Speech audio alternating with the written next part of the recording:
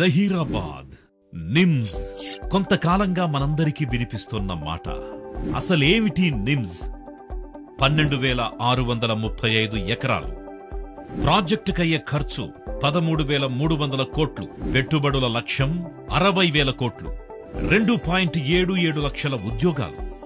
రాబోయే 10 సంవత్సరాల్లో దాదాపు 20 లక్షల జనాభాను ఆకర్షించగల ఓ బృహత్తర ప్రాజెక్ట్.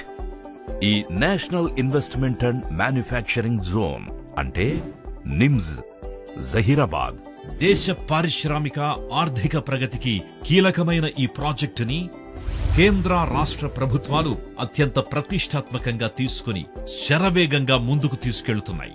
అందులో భాగంగా జహీరాబాద్ ని ముంబై హైవేని అలాగే రీజనల్ రింగ్ రోడ్డును కనెక్ట్ చేస్తూ 100 ఫీట్ రోడ్స్ నిర్మించ తలపెట్టాయి. ఈ కనెక్టింగ్ రోడ్స్ వల్ల ఈ ప్రాంత రూపురేఖలు పూర్తిగా మారనున్నాయి.